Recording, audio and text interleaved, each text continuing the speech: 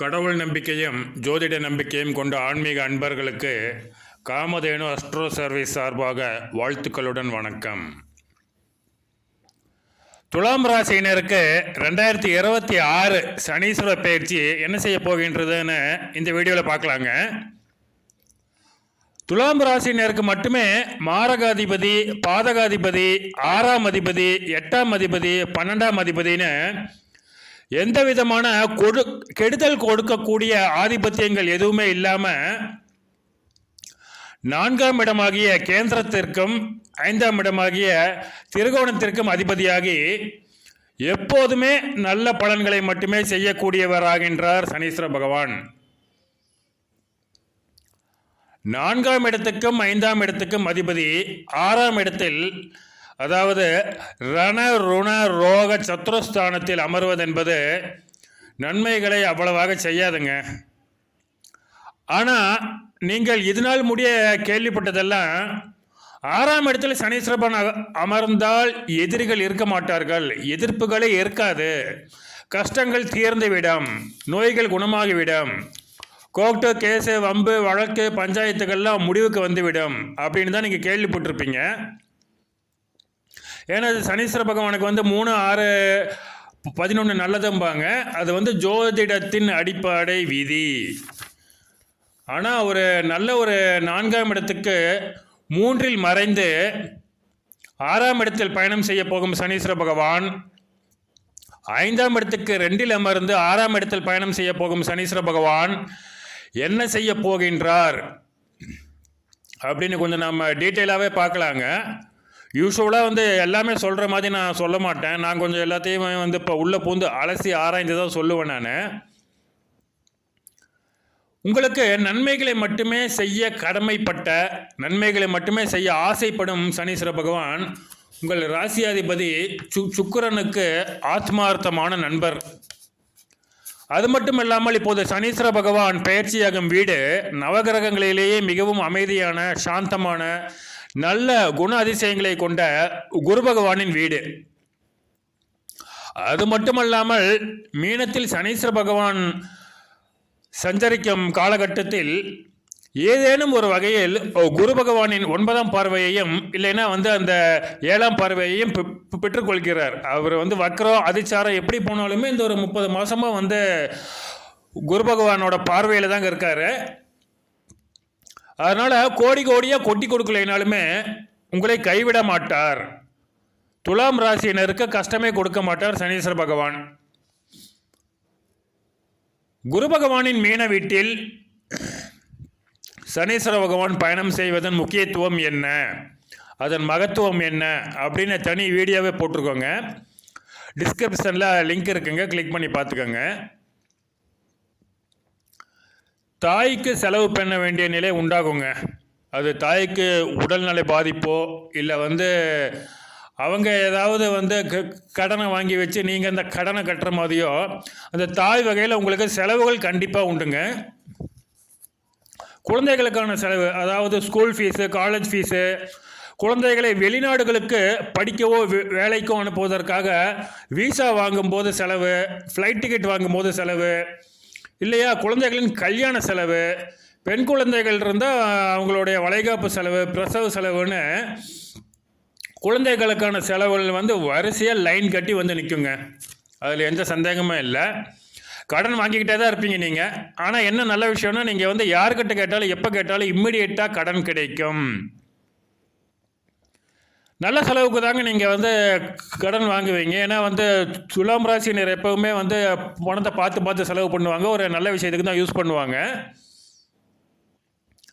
5ஆம் அதிபதி 6இல் அமர்ந்தால் குழந்தைகளுக்கு உடல்நல பாதிப்பு ஏற்படுமோ அப்படின்னு அந்த கவலையே வேணாங்க உங்களுக்கு. ஏன்னா உங்களுக்கு அதிர்ஷ்டத்தை மட்டுமே கொடுக்கக்கூடிய, அதிசயங்களை மட்டுமே நிகழ்த்தி காட்டக்கூடிய சனீஸ்வர பகவான் உங்கள் மனசுக்கு கண்டிப்பாக கஷ்டம் கொடுக்கவே மாட்டார். ஆனால் செலவுன்னு நீங்கள் கடன் வாங்கிக்கிட்டே இருக்க வேண்டிய சூழ்நிலையை ஏற்படுத்துவார். உங்கள் எதிரிகளை கூட உங்களுக்கு உதவி செய்ய வைப்பார் சனீஸ்வர பகவான். அது ஒரு ப்ளஸ் பாயிண்ட். அது இளைய சகோதரர்களால் உங்களுக்கு சிக்கல்களும் பிரச்சனைகளும் நிச்சயமாக உண்டாகுங்க.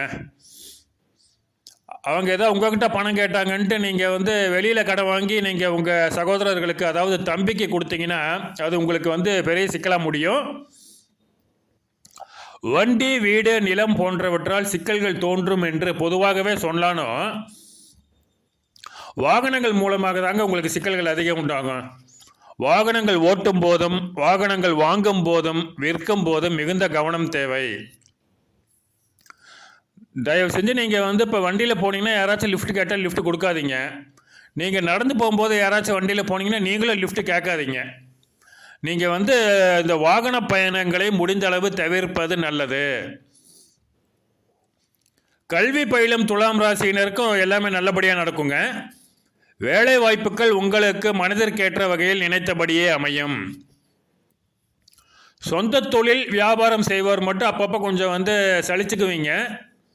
ஆனால் உங்களுக்கு நஷ்டம் கிடையாது. பட் வந்து மற்றவங்களாம் வந்து லாபம் சம்பாதிக்கிறானே, நம்ம மட்டும் அப்படியே வந்து ஒரு லாபம் இல்லாமல் வந்து ஓட்டிகிட்டு இருக்கமே அப்படிங்கிற மாதிரி ஒரு சலிப்பு சஞ்சலம் ஏற்படும் உங்களுக்கு.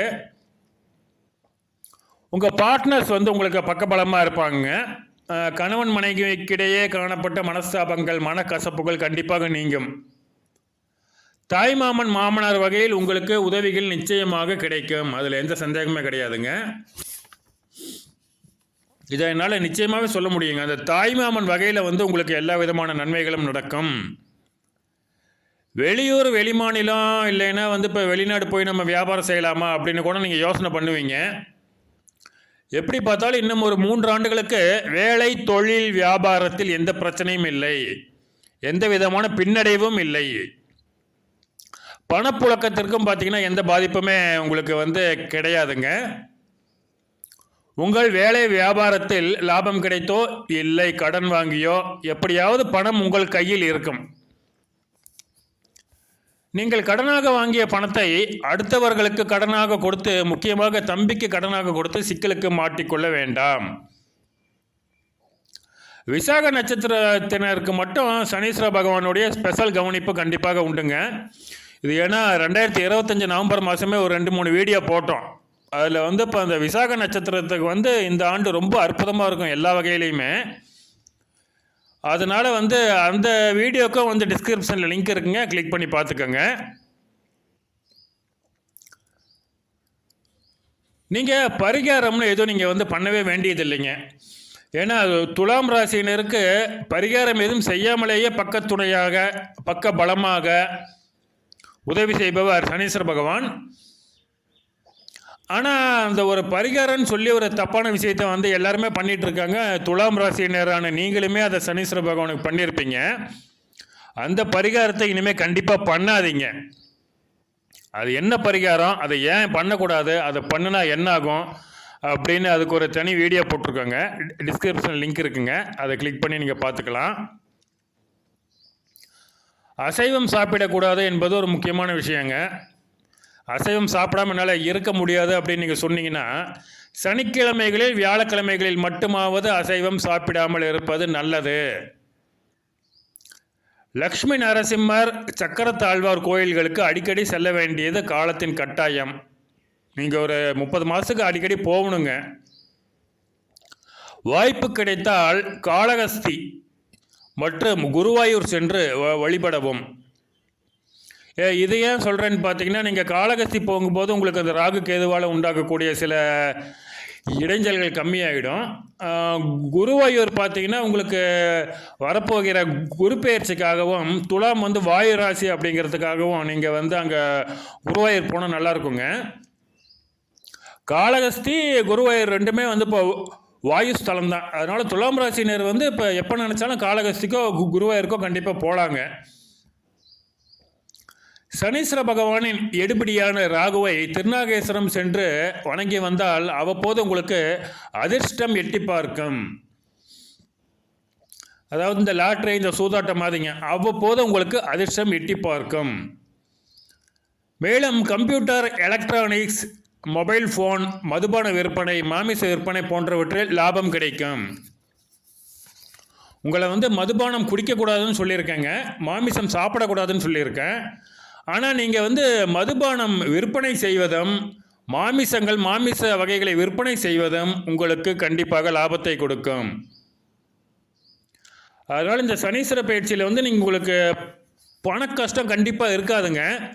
ஆனால் ஒரு ஒரு சம்பந்தம் இல்லாத யோசனைகள், ஒரு தேவையில்லாத கவலைகள், மன குழப்பங்கள் கொஞ்சம் கண்டிப்பாக இருக்குங்க. எதிரிகள்லாம் வந்து உங்களுக்கு எந்த பிரச்சனையுமே பண்ண மாட்டாங்க. பட் அதே சமயம் வந்து அவங்க கூட இப்போ உங்களுக்கு வந்து ஒரு உதவி செய்யக்கூடிய நல்ல நிலைமையில தான் வந்து உங்களுடைய சனீஸ்வர பயிற்சி அமைந்துள்ளது. நன்றி.